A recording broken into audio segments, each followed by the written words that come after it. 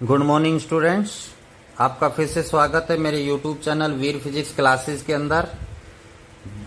आज की इस वीडियो में हम बात करेंगे 12th क्लास की फिजिक्स के में, जिसकी यूनिट नंबर 4B चैप्टर है, जिसका नाम है अल्टरनेटिंग करंट।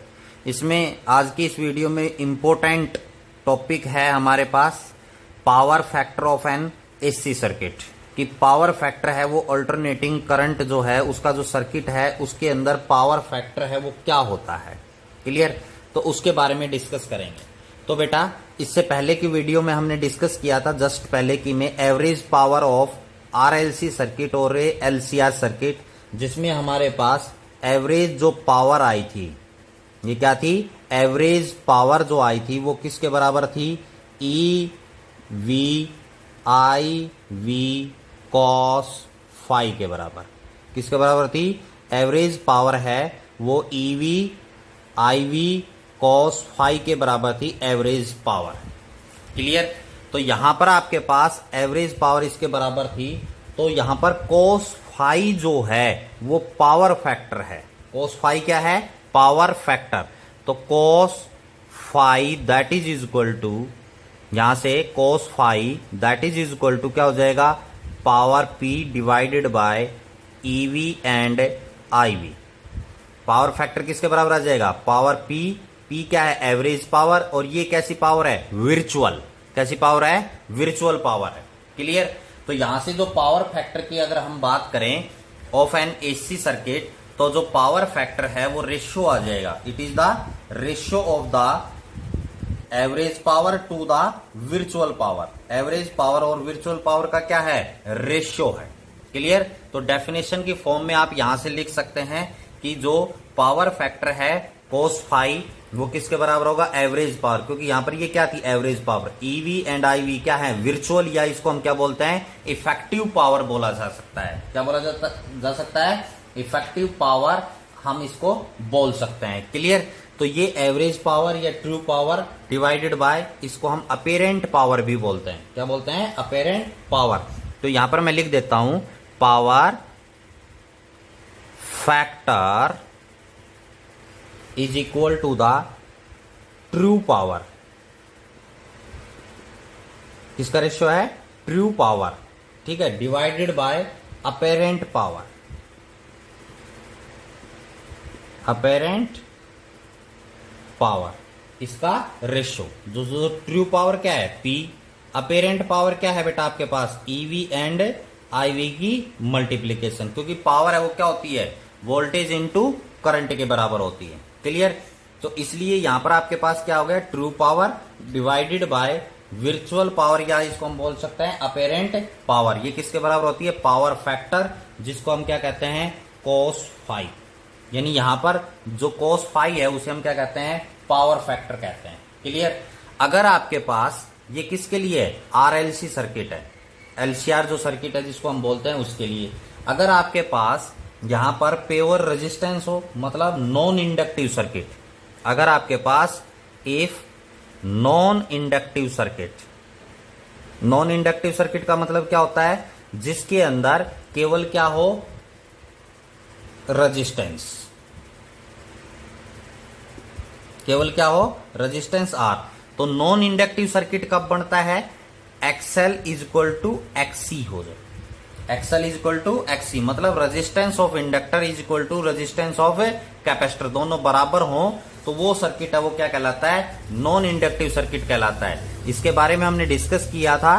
वीडियो को, इस चैप्टर की सभी वीडियो को स्टार्टिंग से देखें तो आपको ये सात बातें हैं वो समझ में आ जाएंगे। तो यहां पर एक्सएल इज इक्वल टू क्या है? एक्सी। तो सर्किट क्या कहलाएगा? Non inductive. क्लियर? तो जब XL is equal to XC है तो यहां पर जो जेड है मतलब टोटल इंपीडेंस है उसकी जगह क्या आ जाएगा? आर आ जाएगा। तो पावर फैक्टर, यहां से पावर फैक्टर जिसको हम कोस फाई कहते हैं, ये किसके बराबर हो जाएगा? आर बाय जेड के बराबर होता है। जो पावर फैक्टर होता है ये किसके बराबर होता है? आर बाय जेड के। कैसे आएगा R by Z? R by Z. Z क्या कहलाता है? इंपीडेंस, जो कि किसके बराबर होता है बेटा? R square plus XL minus XC का होल स्क्वायर। जो कोस, ये जो जेड है इंपीडेंस जिसको हम कहते हैं वो cos फाई पावर फैक्टर के बराबर है तो आर जेड इसके बराबर। तो मैंने अभी आपके पास क्या कहा, XL is equal to XC, तो XL is equal to XC हो गया, दोनों बराबर हो गए, तो ये टर्म क्या हो गई, जीरो। तो यहां पर आपके पास cos phi that is equal to R divided by under root of R का स्क्वायर बच जाएगा, ये क्या हो गया, जीरो।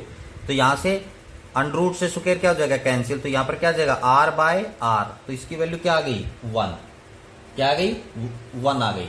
तो अगर आपके पास, तो इस चीज से क्या प्रूव होता है कि अगर आपके पास जो सर्किट है वो नॉन इंडक्टिव है तो उसका पावर फैक्टर है वो किसके बराबर होगा, वन के बराबर होगा। क्या होगा, मैक्सिमम पावर फैक्टर होगा जो कि क्या होगा, वन होगा। क्लियर। अब इसके बाद हमारे पास जो है हम डिस्कस करते हैं, अब यहां से cos phi is equal to one आ गया, ये किसके लिए आया है बेटा, नॉन इंडक्टिव सर्किट। अब कुछ बच्चे पूछेंगे कि सर ये cos phi is equal to R by Z आपने कहां से लिख दिया, ये पावर फैक्टर है, आपने आर बाई जेड के बराबर कैसे लिख दिया। तो बेटा आप लोगों ने एक इंपीडेंस ट्रायंगल पढ़ी होगी,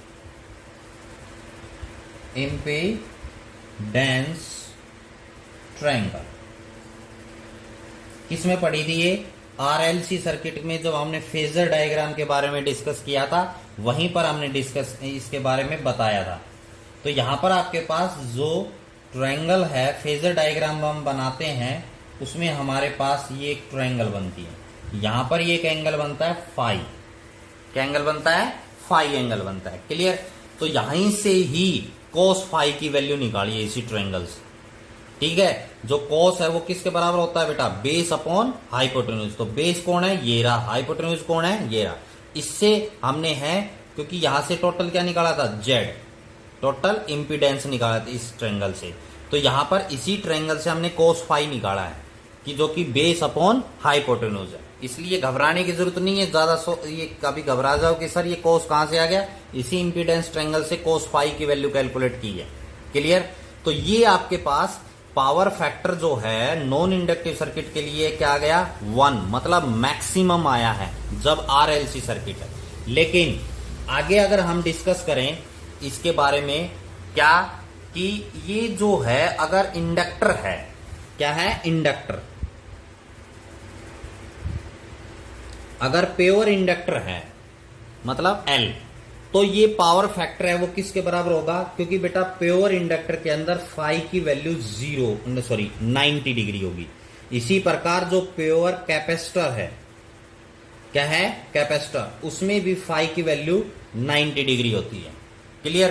क्यों होती है यहां पर हम डिस्कस करेंगे अभी। देखिए cos फाई यहां पर ये फाई की वैल्यू कितनी होगी, 90, तो cos फाई 90 पर कितना होता है, zero.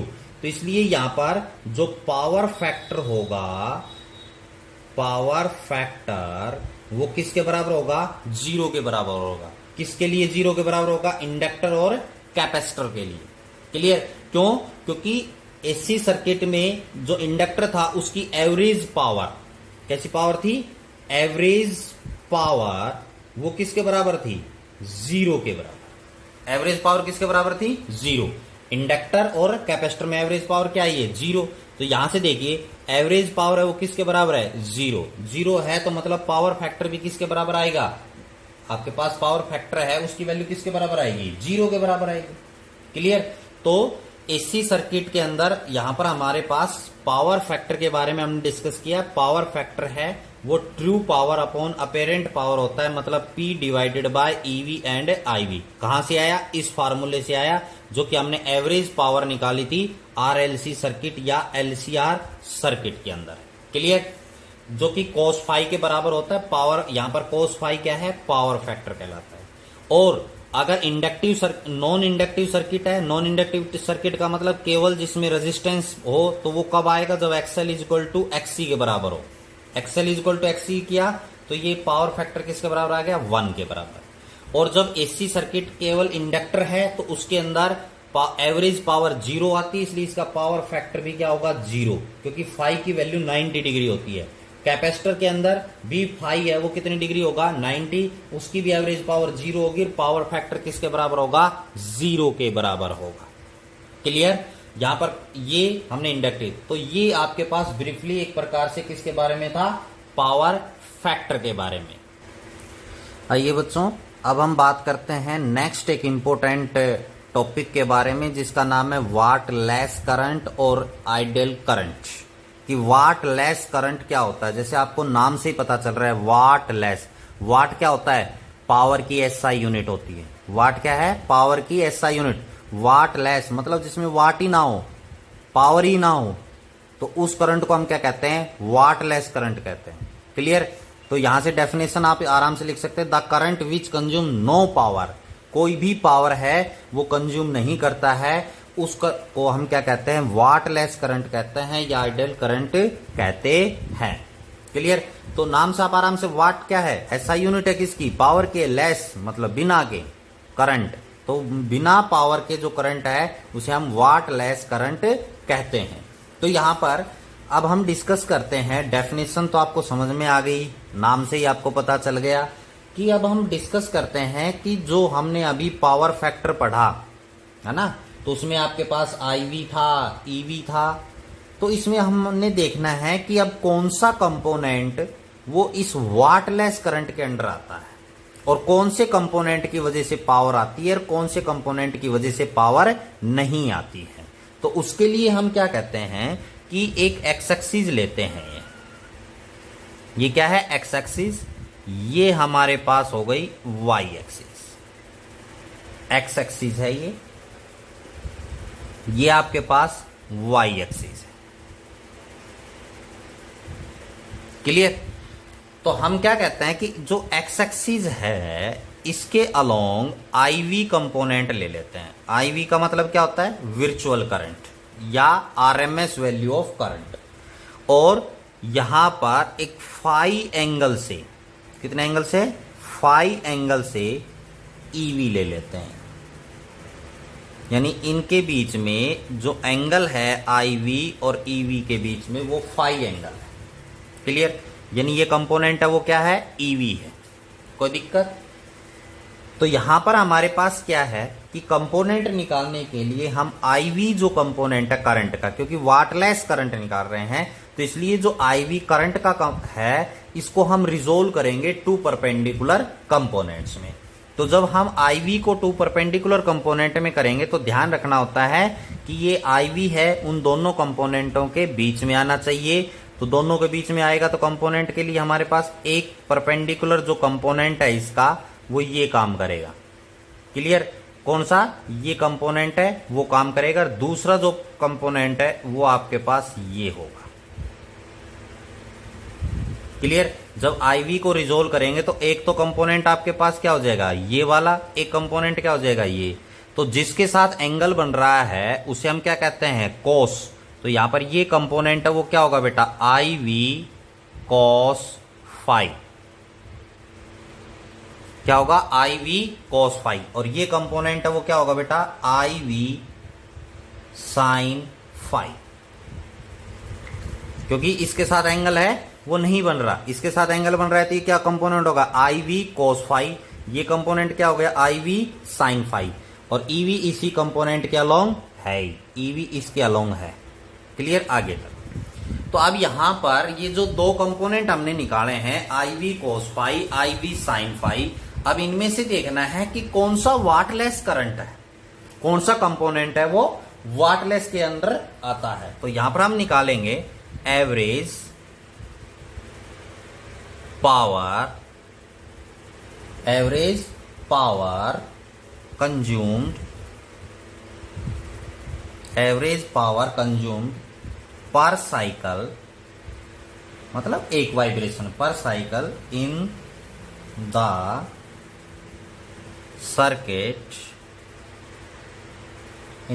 Circuit due to component IV cos phi each. यानी कौन से कंपोनेंट की वजह से? आईवी कॉस फाई कंपोनेंट की वजह से एवरेज पावर निकालेंगे।